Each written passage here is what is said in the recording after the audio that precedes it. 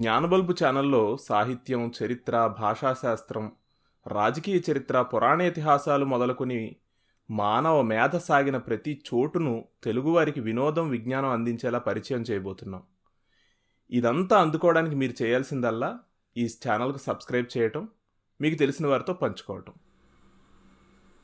ఆంధ్ర మహాభారతంలో తిక్కన సోమయాజి రచించిన మహాభారత యుద్ధ పర్వాలను తేలికైన తెలుగు వచనంలో కేవీఎస్ రామారావు గారు రాయగా, తిక్కన నోట కురుక్షేత్ర యుద్ధగాథ అన్న సిరీస్గా మీకు అందిస్తున్నది మీ పవన్ సంతోష్.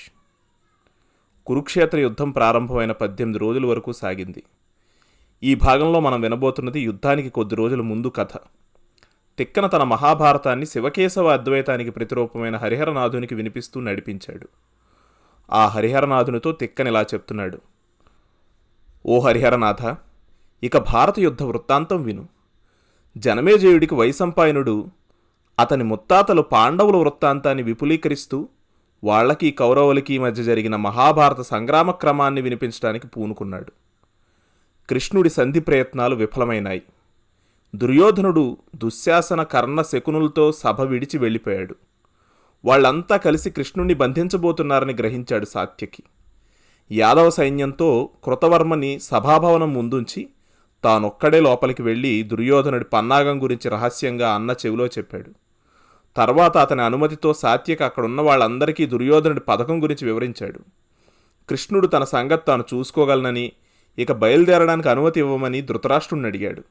కంగారుపడి ధృతరాష్ట్రుడు దుర్యోధన దుశ్శాసనాదుల్ని వెంటనే తీసుకురమ్మని విదురుణ్ణి పంపాడు. ధృతరాష్ట్రుడు కొడుకుని మందలించాడు. విదురుడు కూడా కృష్ణుడిని తక్కువగా అంచనా వేయొద్దని హెచ్చరించాడు. కృష్ణుడు, నేను ఒక్కడనే ఉన్నాననుకుంటున్నావేమో, ఇలా చూడు అంటూ తన విశ్వరూపాన్ని చూపించాడు. అతని శరీరాన్ని నుంచి బ్రహ్మాది దేవతలు, అష్టదిక్పాలకులు, బలరామార్జునులు, ఇతర పాండవులు, యాదవ వృష్ణి సైన్యాలు పట్టుకొచ్చినాయి. అది చూసి అంతా నిర్ఘాంతపోయారు. ధృతరాష్ట్రుడు ఆ రూపాన్ని చూడాలని కోరితే అతనికి తాత్కాలికంగా దివ్యదృష్టి ఇచ్చాడు కృష్ణుడు. తర్వాత ఆ రూపాన్ని ఉపసంహరించి సాత్యకి కృతవర్మలతో తిరుగు ప్రయాణం సాగించాడు. ధృతరాష్ట్రుడు, భీష్మ, ద్రోణాది ఇతర పెద్దలు అతన్ని సాగనంపడానికి అతని వెనకే వచ్చారు. ముందుగా కుంతి మందిరానికి వెళ్ళి జరిగిందంతా ఆమెకు చెప్పి కొడుకులకు ఆమె ఏం చెప్పమంటుందో అడిగాడు కృష్ణుడు. పరాక్రమంతో సంపాదించుకున్నదే రాజులకి భోజ్యం. సంధి ప్రయత్నాలు జరిగినాయి.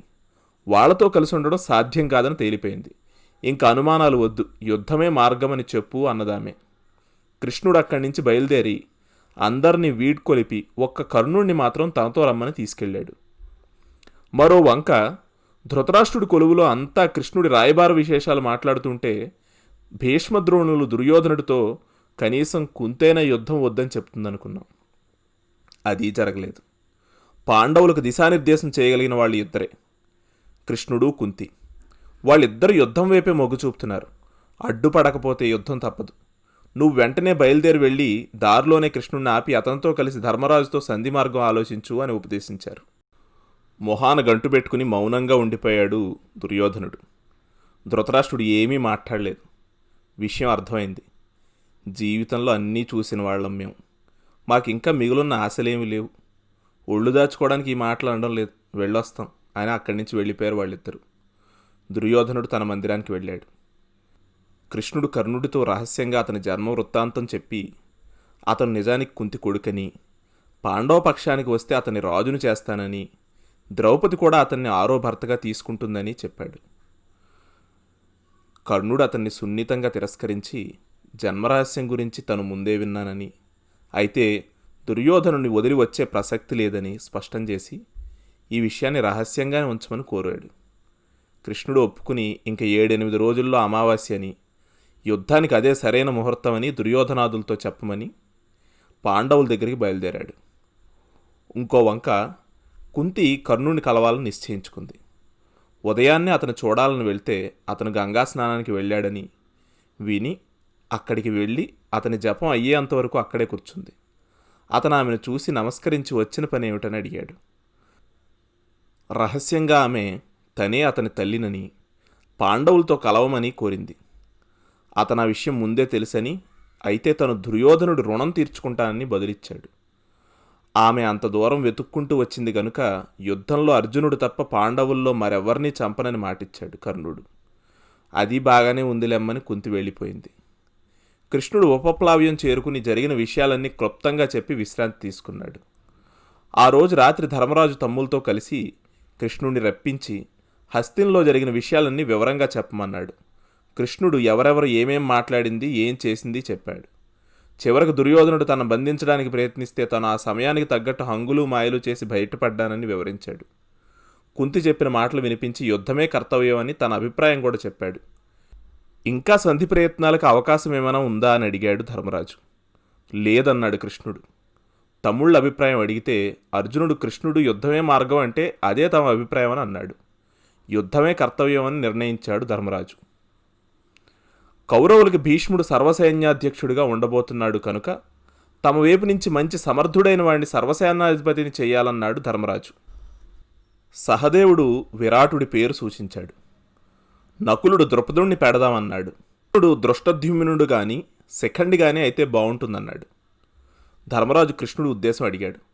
అతడు దృష్టద్యుమ్నుణ్ణి సేనాధిపతిగా అభిషేకించమన్నాడు. అలాగే అక్షౌహిణుడికి ప్రత్యేక నాయకులను కూడా చెప్పమన్నాడు ధర్మరాజు. వాళ్లకు సొంత సైన్యాలున్నాయా లేవా అన్నది కాకుండా మహాయోధులైన వాళ్ళని అక్షౌహిణీ నాయకులుగా ఉంచుదాం. ద్రుపదుడు, సాత్యకి, జరాసంధుడి పెద్ద కొడుకు సహదేవుడు, యాదవవీరుడు చేకితాసుడు, శిశుపాలుడు కొడుకు దృష్టకేతుడు, శిఖండి, ఈ 7 మన 7 అక్షౌహిణులకు నాయకులు అని నిర్ణయించాడు కృష్ణుడు. మర్నాడు ఉదయం కొలువు చేశాడు ధర్మరాజు. యుద్ధం తన నిర్ణయంగా ప్రకటించి 7 అక్షౌహిణీల నాయకుల్ని అభిషేకించాడు. శ్వేతజాతుడైన దృష్టద్యుమ్నుణ్ణి సకల చమూపతిగా ఉత్కృష్టంగా అభిషేకం చేసి పట్టం కట్టాడు. అర్జునుడిని పిలిచి వాళ్ళందరినీ చూపించి, వీళ్ళందరినీ కంటికి రెప్పలా కాపాడాలి నువ్వు. అవసరాన్ని బట్టి గురువులా వీళ్ళకి ఎప్పుడెప్పుడు ఏమేం చేయాలో చెప్తూ వాళ్ళ ఆలోచనలను కూడా తీసుకుని పనులు చక్కబెట్టు. ఇక నీకు రక్షగా కృష్ణుడుంటాడు అని చెప్పాడు. తమ సేనలో ఉన్న పెద్దలందరినీ మంచి మాటలతో సంతోషపరిచి ప్రస్థాన బేరీ వేయించాడు ధర్మరాజు. మర్నాడు పెళ్లికి వెళ్తున్నట్టుగా బయలుదేరారు అందరూ. ముందుగా ద్రౌపది దగ్గరికి వెళ్ళి ఆమె ఇతర పుణ్యస్త్రీలు చల్లిన అక్షతల్ని స్వీకరించి శుభశకునాలతో కదిలారు. దృష్టద్యుమ్నుడు ధర్మరాజుకి ఎదురుగా వచ్చి సాష్టాంగ ప్రణామం చేసి అతని అనుమతితో సైన్యాన్ని ముందుండి నడిపించాడు. వెనుకగా పరిచారకులు కావలసిన సామాగ్రిని, డేరాల్ని బళ్ల మీద వేసుకుని వచ్చారు. మున్యాశ్రమాలకి ఇబ్బందులు కలిగించకుండా జాగ్రత్తగా సాగుతూ కురుక్షేత్రం చేరిందా సైన్య సమూహం. హిరణ్వతి అనే పుణ్యనది పక్కన నీరు, గడ్డి, కట్టెలు సమృద్ధిగా ఉన్న సమతలంగా ఉన్న చోట విడిది చేసింది. వెంటనే అక్కడ రాజమందిరాలు, తదితర శిబిరాలు వేసినాయి. దృష్టద్యుమ్నుడు చుట్టూ కట్టుదిట్టాలు చేశాడు. అక్కడ దుర్యోధనుడు ప్రయాణానికి అంతా సిద్ధం చేసే పని కర్ణ, దుశ్శాసన, శకునులకు అప్పచెప్పాడు. మర్నాడు దుర్యోధనుడు కొలువు తీరి తన అక్షౌహిణీల నాయకులుగా ద్రోణుడు, కర్ణుడు, అశ్వత్థామ, బాహ్లికుడు, శల్యుడు, కృపుడు, భూరిశ్రవుడు, శకుని, కృతవర్మ, కాంభోజరాజు, సుదక్షిణుడు, సైంధవులను నిర్ణయించి వాళ్ళని అభిషేకించాడు. ఆ తర్వాత వాళ్ళని తీసుకుని భీష్ముడి దగ్గరికి వెళ్ళి సవినయంగా సర్వసైన్యాధిపత్యం వహించమని ప్రార్థించాడు. అందుకు భీష్ముడు, నాకు మీరు పాండవులు ఒకటే. అయితే ఎంతకాలం మీతో ఉన్నా కనుక మీ పక్షాన యుద్ధం చేయడం నా ధర్మం. సర్వసైన్యాధిపత్యం తీసుకుంటా. ఒక్క అర్జునుడు తప్ప అక్కడ నన్ను ఎదిరించగలిగేవాళ్ళు లేరు. అర్జునుడికి ఉన్న అస్త్ర సంపద నాకు లేదు. ఇకపోతే పాండవులను చంపడానికి నాకు చేతులు రావు. వాళ్ళు నా మీద విరుచుకుపడరు. మిగిలిన వాళ్ళందరినీ నేను చంపుతా. కాకుంటే ముందుగా యుద్ధానికి కర్ణున్నన్నా పంపు, నన్నన్నా పంపు. మేమిద్దరం మాత్రం ఒక్కసారి యుద్ధం చెయ్యం. అలా ఒప్పుకుంటేనే నేను ఈ బాధ్యత తీసుకుంటా అని ఖచ్చితంగా చెప్పాడు. దానికి కర్ణుడు, ఇందులో కొత్తగా చెప్పేదే ఉంది, భీష్ముడు పడ్డాకే నేను యుద్ధంలోకి వస్తానని సభలోనే చెప్పానని గుర్తు చేశాడు. సకల చమూపతుల సమక్షంలో భీష్ముడికి సర్వసేనాధిపతిగా అభిషేకం చేసి పట్టం కట్టాడు దుర్యోధనుడు. కౌరవ సేనానీకం కూడా కురుక్షేత్రానికి కదిలింది. ఆ దగ్గరలో ఒక చక్కటి ప్రదేశం చూసుకుని అక్కడ విడుదల ఏర్పాటు చేశారు. హస్తినంలో ఎలా ఉన్నాయో అలాగే ఎవరెవరికి ఎలాంటి మందిరాలు అవసరమో అలాంటి మందిరాలు తయారైపోయినాయి. ఇదంతా విని హడావుడిగా కదిలొచ్చాడు బలరాముడు. ధర్మరాజును కౌగిలించుకుని అందరినీ కొలువు తీర్చి ఎలాగైనా సంధి చేయమని కృష్ణుడికి ఎన్నో విధాలు చెప్పా. అయినా ఏదో కోపం తెచ్చుకుని సంధి కాకుండా చేశాడు. అర్జునుడి మీద తనకున్న పక్షపాతంతో దాయాదులకి యుద్ధం తెచ్చిపెట్టాడు. ఇక పాండవులకి జయం, కౌరవులకి చావు నిశ్చయం. నేను ఈ ఘోరాన్ని చూడలేను, వినలేను. నేను తీర్చిదిద్దిన శిష్యులు భీమదుర్యోధనులు ఒకరినొకరు చంపుకోబోవడం నేను భరించలేను. సరస్వతీ తీర్థానికి వెళ్తూ ఆ విషయం మీకు చెప్దామని ఇలా వచ్చా అని అందరికీ చెప్పి తీర్థయాత్రలకు వెళ్ళాడు అతను. దుర్యోధనుడు శకుని కొడుకు ఉలూకుణ్ణి పిలిచి పాండవుల దగ్గరికి వెళ్ళి కొన్ని మాటలు చెప్పిరమ్మని పంపాడు. అతను వెళ్ళి ధర్మరాజుకి ఆ విషయం చెప్తే అతను, అలాగే ఆ బుద్ధిమంతుడు చెప్పి పంపిన తులువు మాటలేమిటో బయటపెట్టు, అందరం వింటాం అన్నాడు. ఉలూకుడు ఇలా అన్నాడు ధర్మరాజుతోటి, పెద్ద పోటుగాళ్ల యుద్ధానికి బయలుదేరొచ్చావు. మీ దగ్గరేవో అస్త్రశస్త్రాలు ఉన్నాయి అని మిడిసిపడుతున్నావు. భీష్మ ద్రోణుల ముందు అవన్నీ ఎందుకు పనికిరావని చూడబోతున్నావు. వాళ్ళ చేతిలో అర్జునుడి చావు తప్పదు. ఆ తర్వాత భీముడి వైపు తిరిగి, దుశ్శాసనుడు రొమ్ము చీలుస్తా రక్తం తాగుతా అని బీరాలు పలికావుగా, వచ్చి అదేమిటో చేసి చూపించు. నూతిలో కప్పలా నీ బలం తలుచుకుని నువ్వే పొంగిపోవడం కాదు, అవతల వాళ్ళ బలం గురించి తెలుసుకో అని ఎత్తుపొడిచాడు. అర్జునుడిని చూసి, తాటి చెట్టు అంత విల్లు గాంధీవం ఉందని మిడిసిపడకు. అంత పోటుగాడు అయితే అదేదో సభలో పాంచాలిని పరాభవించినప్పుడే చూపించుండాల్సింది అని, చివరగా ఏదో కృష్ణుడు కొన్ని మాయలు ఇంద్రజాలాలు చేస్తేనో లేకపోతే అర్జునుడి పరాక్రమానికో రాజ్యం వస్తుందనుకోకండి. 1000 మంది కృష్ణులు 1000 మంది అర్జునులు వచ్చిన యుద్ధం చేస్తాం, రాజ్యంలో ఒక అంగుళం కూడా ఇవ్వం అని దుర్యోధనుడి సందేశాన్ని వినిపించాడు ఉలూకుడు. అదంతా విని పాండవులు కోపంతో ఊగిపోతుంటే కృష్ణుడు నవ్వుతూ ఉలూకుడితో, అందరూ వినేట్టుగా దుర్యోధనుడితో నువ్వు ఇలా చెప్పు, యుద్ధంలో నువ్వెక్కడున్నా చావు తప్పించుకోలేవు. భీముడు నువ్వు చూస్తుండగానే దుశ్శాసనుడు రక్తం తాగుతాడు అంటుండగా అర్జునుడు అందుకుని, సొంతంగా గెలిచే చేవలేక కాటికి కాళ్ళు చాచిన భీష్ముడిని అడ్డం పెట్టుకుని యుద్ధంలో గెలుద్దాం అనుకుంటున్నాడు దుర్యోధనుడు. పాప ఆ ముసలాయన మాకు తొలి కబళమై కాటికి పోవడం ఖాయం. ఆ తర్వాత ద్రోణుడు కర్ణుడు చస్తారు. భీముడి గద దెబ్బలకి తన తొడలు విరుగుతుంటే అప్పుడు దుర్యోధనుడికి తన దుర్మార్గ పనులు తెలిసొస్తాయిలే. రేపే యుద్ధం మొదలు, వచ్చి తలపడమను అని చెప్పాడు. తాంబూలం ఆభరణాలు ఇచ్చి ఉలూకుడిని సాగనంపాడు ధర్మరాజు. ఉలూకుడు తిరిగి వెళ్ళి వాళ్ళకి జరిగింది చెప్తే భీష్ముడు, నేనుండగా నీకు భయం అక్కర్లేదు, శత్రువుల సంగతి నేను చూస్తాగా అని ధైర్యం చెప్పాడు దుర్యోధనుడికి. అయితే మనలో వాళ్ళలో ఉన్న యోధ ముఖ్యుల తారతమ్యాలు నాకు వివరించి చెప్పు అని అడిగాడు దుర్యోధనుడు. భీష్ముడు ఇలా వివరించాడు, నువ్వు అతిరథుడివి, నీ తమ్ముళ్ళంతా సమరథ శ్రేష్ఠులు. నా గురించి నేనే చెప్పుకోవడం ఎందుకు, నా సంగతి అందరికీ తెలుసు. ఇక యాదవ వీరుడు కృతవర్మ అతిరథుడు, శల్యుడు అతిరథుడే. కృష్ణుడి మీద అసూయతో అల్లుళ్లను కాదని నీ వైపుకొచ్చాడు. భూరిశ్రవుడు అతిరథ శ్రేష్ఠుడు, సైంధవుడు మహారథుడు. ద్రౌపది విషయంలో జరిగిన అవమానంతో తపస్సు చేసి వరాలు కూడా పొందాడుగా. కాంబోజరాజు సుదక్షిణుడు సమరథుడు, మేలైన రథసైన్యం ఉంది అతనికి. మాహిష్మతీపతి నీలుడు అతిరథుడు, అతనికి సహదేవుడికి పడదు. అవంతి దేశాధీశులు విందాను విందులు అర్ధరథులు, మంచి స్నేహితులు, ఒకరి కోసం ఒకరు ప్రాణాలు ఇస్తారు. త్రిగత్తపతులు 5 సోదరులు, అందరూ మహారథులే. గోగ్రహణ సమయాన జరిగిన అవమానానికి కొతకొతలాడుతున్నారు.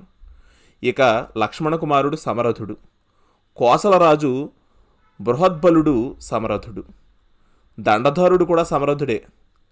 కృపాచార్యుడు అతిరథోత్తముడు, సమరథుడు శకుని. అశ్వత్థామ దివ్యాస్త్ర సంపన్నుడు, అర్జునుడికి దీటైనవాడు. అతడు బ్రాహ్మణుణ్ణని కాస్త వెనక ముందాడుతాడు గాని పూనుకుంటే యముడే. ఇక దుర్యోధనాచార్యుడు అతిరథోత్తముడు, అటూ ఇటూ అందరికీ విలువిద్యలో గురువు, వ్యూహరచనలో దిట్ట. వృద్ధుడని ఏమాత్రం తగ్గించకూడదు, ప్రాణాలకు లెక్క చేయడు. ప్రపంచం అంతా కలిసి వచ్చినా తన ప్రాణాలతో చిక్కుపరుస్తాడు. అయితే అతనికి అర్జునుడంటే మహాప్రీతి, అతన్ని మాత్రం గట్టిగా కొట్టలేడు. బాహ్లికుడు అతిరథుడు, మహాబలవంతుడు. ఇతని కొడుకు సోమదత్తుడు కూడా అంతే. వీళ్ళకి యుద్ధం అంటే పెళ్లిలాంటిది. రాక్షసరాజు హలాయుధుడు సమరథుడు, పాండవుల మీద అతని కోపం, పెద్ద రాక్షసేన ఉంది అతనికి. ప్రాగ్జ్యోతిషపతి భగదత్తుడు సమరథుడు, ఏనుగు యుద్ధంలో అతను ఎవ్వరూ అడ్డుకోలేరు. గాంధార రాజులు వృషకుడు అచలుడు సమరథులు, పెద్ద బలగం ఉన్నవాళ్ళు, మంచి యుద్ధ కౌశలం కూడా ఉంది అతనికి. ఇక నీ మిత్రుడు కర్ణుడు మాత్రం అర్ధరథుడే, ఎందుకంటే అతని కవచకుండలాలు పోయినాయి, పరశురాముడి శాపాన అస్త్రబలం కూడా తగ్గింది. ద్రోణుడు కూడా అందుకు అంగీకరిస్తూ, అవును, అతని సంగతి ఇంతకుముందు చూశాం, పారిపోవడానికి వెనకాడ్డ కనుక అర్ధరథుడే అని వరస కలిపాడు. కర్ణుడు కళ్ళ నుంచి చింతనిప్పులు రాలుస్తూ భీష్ముడితో, దుర్యోధనుడి మంచి గురించి ఆలోచించవు, నిజంగా అర్ధరథుడు నువ్వే అని దుర్యోధనుడితో, ఇతను అర్జున పక్షపాతి, పట్టుబట్టి యుద్ధం చేయడు, ఇలాంటి వాడు ఒక్కడ తక్కువైతే మనకు పోయేదేమీ లేదు, మొసలితనంతో బుద్ధివశం లేక ఇలా మాట్లాడుతున్నాడని విరుచుకుపడ్డాడు. ముసలివాడినైనా నా బలం ఏమిటో, ధైర్యం ఏమిటో, అస్త్ర సంపద ఎలాంటిదో నీ గురువు పరశురాముడిని అడుగు, చెప్తాడు. నాతో యుద్ధం చేసిన వాళ్ళు ఏమయ్యారో లోకానికి తెలుసు. వృద్ధుణ్ణి నా పరాక్రమం ఎలాంటిదో, యువకుడివి నీ పరాక్రమం ఎలాంటిదో అర్జునుడికి బాగా తెలుసు అని బదులిచ్చాడు భీష్ముడు. దుర్యోధనుడు ఇద్దరికీ సర్ది చెప్పాడు. ఈ కథను ఇక్కడితో ఆపుదాం. రానున్న భాగాల్లో పాండవుల యుద్ధ సన్నాహాలు, ఆ పైన స్వయాన మహావీరుడు, రాజనీతి మర్మజ్ఞుడు అయిన తిక్కన రాసిన అత్యద్భుతమైన అపురూపమైన యుద్ధవర్ణన చెప్పుకుందాం. ఇటువంటి వీడియోలు మరిన్ని చూడడానికి జ్ఞానబల్బు ఛానల్ని సబ్స్క్రైబ్ చేయడం మాత్రం మర్చిపోకండి. ధన్యవాదాలతో సెలవు. మీ పవన్ సంతోష్.